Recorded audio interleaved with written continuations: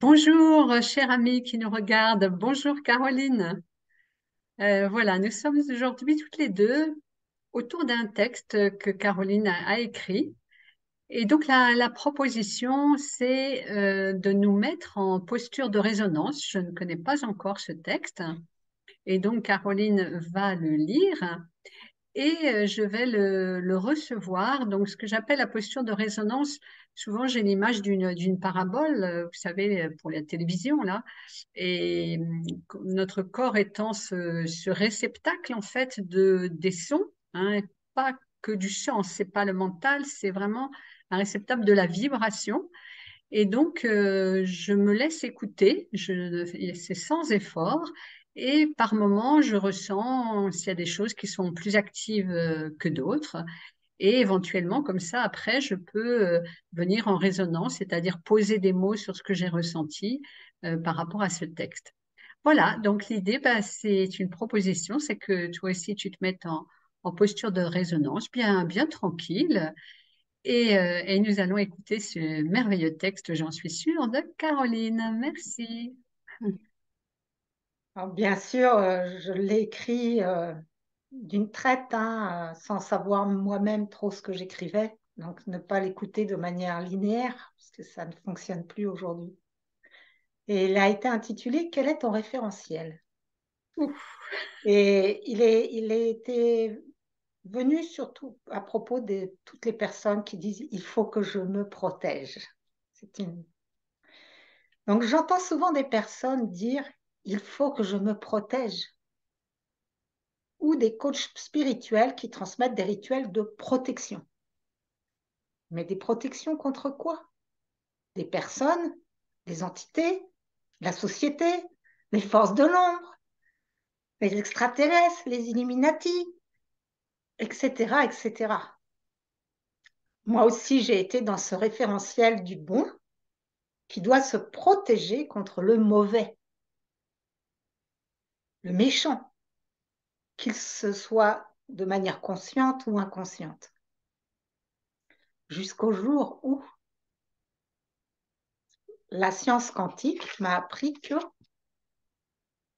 tout est toujours intriqué depuis la nuit des temps et le début, entre guillemets, de l'espace, depuis le Big Bang. Et il existe un champ de conscience unifié, hors temps, espace, inconnaissable et pourtant incontournable, d'où émanent toutes les manifestations.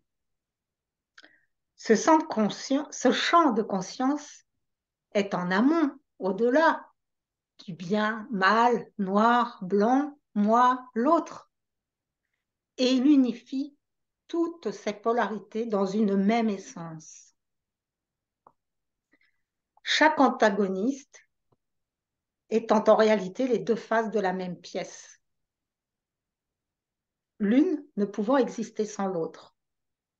Comme dit Khalil Gibran, quand je suis en joie, la tristesse dort dans mon lit. J'adore cette expression. Chaque dualité, quand il y en a une qui est actualisée en nous, une autre qui est potentialisée dans le champ informationnel. Et c'est des bascules. Il suffit de s'intéresser 30 secondes à notre physiologie pour découvrir que toute notre santé découle d'une harmonisation temporelle de tous les antagonismes qui sont tous indispensables. Le cœur, avec sa diastole, systole, je me repose, je bats, je me repose, je bats. Le système orthosympathique au niveau neuronal qui nous met dans l'action, dans la vivacité, et le système parasympathique qui nous permet de nous relaxer. Chaque muscle qui, pour se mouvoir, doit avoir un extenseur et un fléchisseur, l'un qui s'active et l'autre qui est au repos. Sinon, je ne pourrais même pas lever mon petit doigt. Il s'agit d'un concert où chaque élément agit au service de l'ensemble. Alors pourquoi ne prenons-nous pas conscience que nous ne sommes pas séparés de l'apparent méchant, du vilain à l'extérieur de nous, et qu'en réalité, il est une partie du tout, un autre nous-mêmes, habillé d'une autre façon, comme le dit joliment notre cher Habibi, le professeur Aziz El Amrani Jouté. Et donc, en croyant me protéger, en réalité, je rejette une partie de moi-même et j'entretiens une peur intrinsèque de l'autre, la peur de mourir, la peur de souffrir, et que c'est cette même peur qui engendre les conflits et toutes les fréquences de séparation dans l'inconscient collectif. Inconscient collectif qui est la somme de tous nos inconscients individuels, de toutes nos consciences individuelles apeurées. Alors, dans ma croyance d'aujourd'hui, je ne peux encore croire me protéger uniquement en tant que personnalité, en tant qu'être de matière apparemment séparé de l'autre. Mais en tant qu'essence pure, c'est une grande illusion. Je peux t'envoyer de l'amour en tant qu'entité mentalisée qui me croit séparée de toi, qui me regarde. Mais en tant qu'essence pure, nous ne sommes un. Je ne peux rien t'envoyer du tout. Si je raisonne et j'agis en tant qu'individu, je n'ai accès qu'aux lois de la matière que je crois être seulement. Et si je raisonne en tant que principe divin unifié, raisonne, R-E-S-O-2-N-E bien sûr, tout devient caduc et il ne reste que le silence empli de la présence divine, sans peur, sans reproche, sans désir de changer quoi ou qui que ce soit, et qui rayonne son amour indicible sur tout ce qui est. C'est le jugement qui crée la peur, c'est la peur qui crée le sentiment de séparation. C'est le sentiment de séparation qui nous fait croire au besoin de protéger nos corps mental, égaux, éphémères, et oublier notre origine divine, qui est intemporelle au-delà de notre naissance et notre mort. Il est temps pour chacun de nous, de l'équipe au sol, de rayonner cet amour inconditionnel pour toute la création, comme nous aurions aimé que nos parents nous aiment, avec toutes nos imperfections. Je vous embrasse.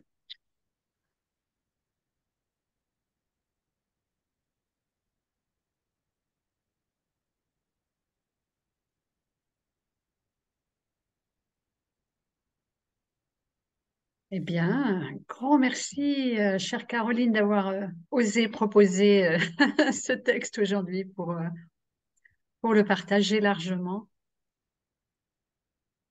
Euh, dans mon ressenti, c'est bien actif, ça ouvre cette vastitude dont on parle souvent.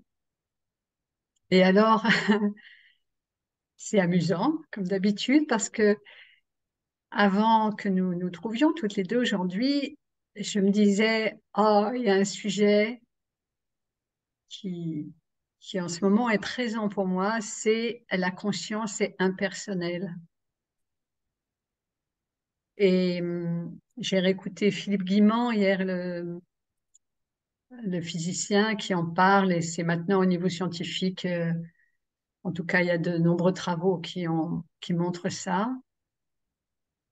Et c'est drôle parce que ce texte rejoint cette acception en fait de la conscience.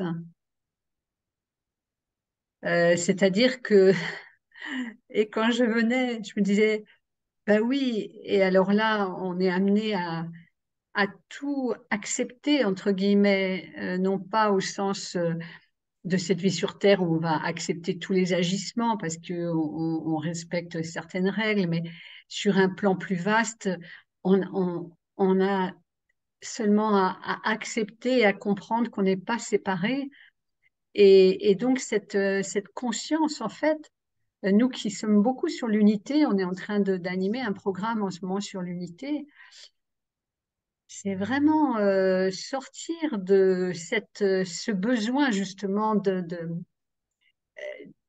d'encore plus être condensé, hein, confiné, parce que c'est un terme qui a été bien activé depuis quelques années, confiné en nos corps et dans une conscience conscience de soi rétrécie et embrasser le fait que effectivement nous sommes des manifestations, mais nous sommes baignés, notre conscience est en fait impersonnelle, elle fait une avec l'ensemble des consciences, et que quand on se protège effectivement contre quelque chose, on émet dans cette conscience de la peur, et donc après, la peur nous revient ou arrose les autres, enfin peu importe, mais c'est la même chose. Donc, toucher que effectivement le texte que tu partages, eh ben, sans doute cette vibration est dans le champ, dans la conscience que nous partageons, puisque j'étais avec une autre entrée, mais qui en est vraiment très proche. Merci Marie-Christine.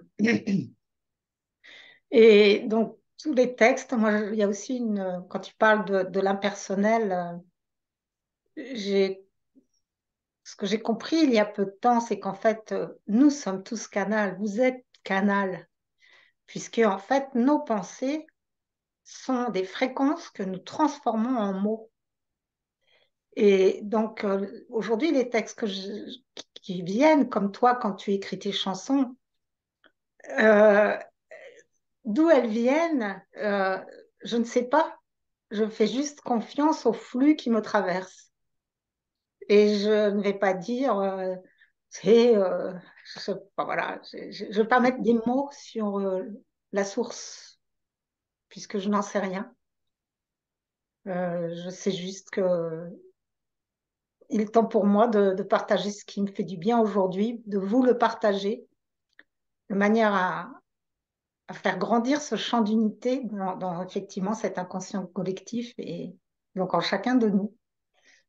Et donc, merci beaucoup pour votre écoute. Si ce texte vous a plu, bien merci de le partager. Et merci également de vous abonner en abonnant aussi avec la petite cloche de notification parce que sinon vous n'êtes pas informé des nouvelles vidéos. Et si vous avez l'élan de partager nos vidéos sous d'autres réseaux sociaux que YouTube, c'est bienvenu parce que ni Marie-Christine ni moi n'avons l'élan de faire cet effort d'énergie et de temps supplémentaire. Merci beaucoup. Oui, alors merci, merci bien Caroline. Moi, j'ai deux propositions. La première, c'est que toi qui nous regardes, peut-être tu le fais déjà, mais en tout cas, si tu ne le fais pas encore, se poser, prendre un crayon et laisser venir les mots à partir du silence, eh bien, c'est un entraînement. Nous nous sommes entraînés, Caroline et moi, d'abord à l'école de vie consciente, où chaque jour, en fait, on prend son carnet. Et de cette façon-là, c'est quelque chose qui se fluidifie, qui devient naturel. Donc, un petit entraînement qui est très sympa. Et en fait, comment savoir qui que quoi? Quand on est dans un état de paix intérieure, éventuellement après avoir fait un peu de yoga ou un peu de méditation ou autre, eh bien, les mots qui vont venir seront les bons. Et voilà, c'est pas la peine de se tracasser avec ça. Et la deuxième chose, eh bien, c'est que en démarrage de cette année qui arrive, nous allons vous proposer un live. Alors, Caroline, tu vas m'aider. C'est un mardi soir. C'est le premier mardi de l'année. Je pense que c'est le 3. Voilà. À 20h30. Donc, ça serait sympa que vous soyez en ligne parce que ça permettrait d'avoir des commentaires dans le chat, de répondre à vos questions. Et ce sera un grand, grand plaisir pour nous. Voilà. Donc, à très bientôt. Plein d'amour.